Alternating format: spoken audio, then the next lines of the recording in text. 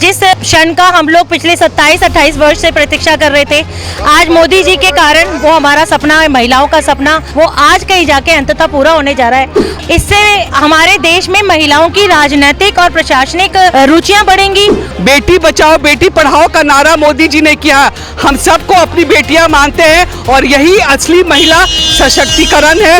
अरे भैया, वो तो 28 लोग महागठबंधन चोरों का बना रहे हैं और हमारी बीजेपी अकेले है। संसद में महिलाएं ज्यादा उपस्थित होंगी तो हमारे मुद्दों को बहुत अच्छे तरीके से उठाया जाएगा और जल्दी सुनवाई होगी। गणेश चतुर्थी के दिन उन्होंने लक्ष्मियां बैठा दी है और सफलता उनके कदम जरूर चूमेगी।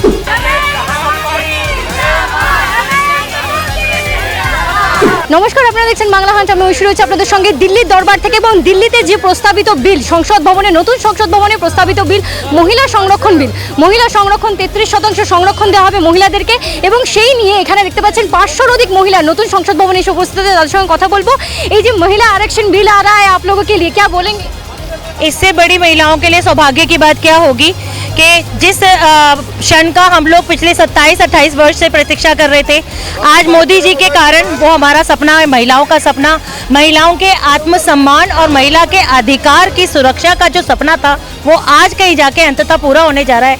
और इसके लिए पूरा श्रेय हमारे देश के माननीय प्रधानमंत्री आदरणीय मोदी जी को जाता है, जिनके कार्यकाल में ऐसे ऐसे ऐतिहासिक निर्णय हुए हैं, जिन्होंने बच्चों से लेके, महिलाओं से लेके, बुजुर्गों से लेके, किसान से लेके प्रत्येक वर्ग जाति को सम्मानित किया है, उनके अधिकारों को सुरक्षित किया है। 37वीं हमारी जो रिजर्वेशन होगी महिलाओं की, उसके बाद 179 सीटों लोकसभा में, उसके साथ साथ राज्यसभा में 82 सीट मिलेंगे महिला रिजर्वेशन में, क्या बोले? इससे हमारे देश में महिलाओं की राजनीतिक और प्रशासनिक रुचियां बढ़ेंगी, उनके अधिकार सुरक्षित होंगे, उनकी भागीदारी बढ़ेगी।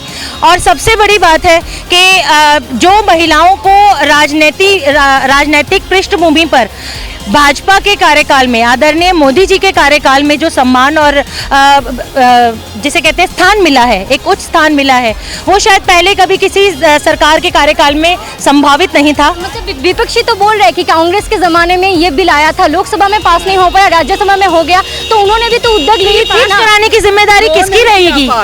उन्होंने बोल रहे बहुत कुछ हुआ, लेकिन इम्प्लीमेंटेशन तो अभी हो रहा है ना। 75 साल में अभी मोदी जी का 9 साल हुआ है। इतने साल तक क्या वो सो रहे थे? महिलाओं को सशक्तिकरण नहीं हुआ। बेटी बचाओ बेटी पढ़ाओ का नारा मोदी जी ने किया। हम सबको अपनी बेटियां मानते हैं और यही असली महिला सशक्तिकरण है। उन्होंने महिलाओं का मान सम्मान रखा है। जब तक महिलाओं की भागीदारी राजनीति में नहीं होगी, महिलाएं सशक्त नहीं हो सकती। और मोदी जी ने हमारा सपना पूरा किया, हम बहुत आभारी हैं उनके।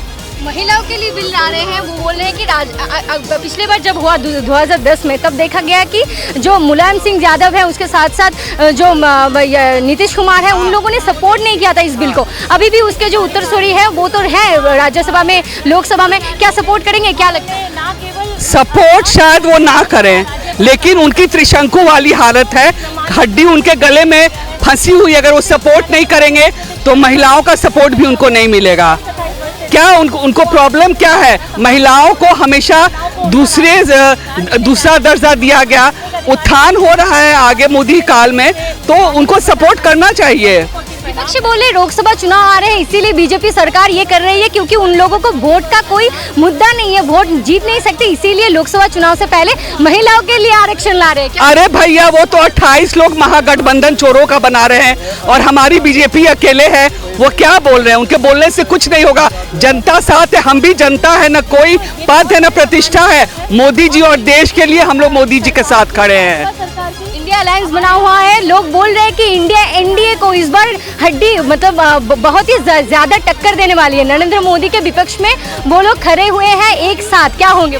कुछ नहीं होगा, धाराशायी होंगे बुरी तरह, क्योंकि महिलाएं उनके साथ है, देश की जनता उनके साथ है।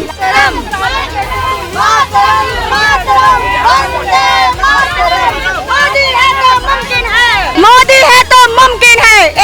एक अकेले प्रधानमंत्री जी, श्री नरेंद्र मोदी जी, जिन्होंने आते ही सबसे पहले महिलाओं के बारे में सोचा, और कोई प्रधानमंत्री ऐसा नहीं आया जिन्होंने, प्रधानमंत्री जी ने किसी महिलाओं के लिए, और सबसे सारी योजनाएं उनकी महिलाओं के लिए थी सबसे पहले। महिला आरक्षण बिल आ रहा है, क्या बोलेंगे?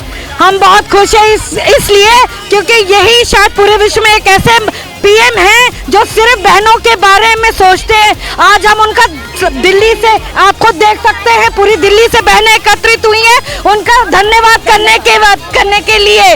मोदी है तो मुमकिन है, मोदी है तो मुमकिन है, मोदी है तो मुमकिन है। दिल्ली के हर कोने से लोग आए हुए हैं, महिलाएं आए हुए हैं, वो बोल रहे हैं कि मोदी जी के सपोर्ट में बोल रहे हैं, क्या बोलेंगे? जी हम सब महिला आरक्षण बिल लाने वाला है। हाँ, आज जो एक ऐतिहासिक फैसला आने वाला है जिसकी 27 साल से चर्चा हम लोग सुन रहे हैं और हम सब बहुत खुश हैं और हम सब ये मानते हैं कि जब भी संसद में महिलाएं ज़्यादा उपस्थित होंगी तो हमारे मुद्दों को बहुत अच्छे तरीके से उठाया जाएगा और जल्दी सुनवाई होगी। तो हम मोदी जी के सपोर्ट में यहाँ पर आए हैं और हम सब बहुत खुश हैं इन चीज़ों को लेकर। महिला आरक्षण बिल आ रहा है, आप लोग सपोर्ट में यहाँ पर आए हुए हैं, क्या बोलेंगे मैडम? देखिए, सपोर्ट में यही बोलेंगे कि प्रधानमंत्री जी ने जो इतना बड़ा निर्णय लिया है, हम एक्सपेक्ट कर रहे थे कि ऐसा होगा। और ये देखिए, महिला शक्ति यहाँ भी खड़ी है, तो सब चाहते हैं कि मोदी जी ही हमारे नेता चुन के आए और ऐसे महिला बिल जो आज पास हो रहा है, अब हमारी भागीदारी डिसीजन मेकिंग में भी 37% रहेगी। तो हम बहुत बहुत धन्यवाद करते हैं प्रधानमंत्री जी का और वही बधाई देने हम आज यहाँ आए।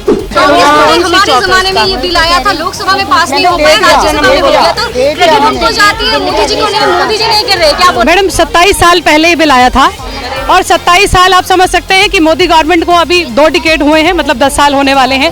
तो 27 साल पहले वो बिल आया तो कहाँ थी वो सोनिया गांधी? एक महिला होते हुए भी उनको उस समय वो बिल पास करना चाहिए था, तो क्यों नहीं किया?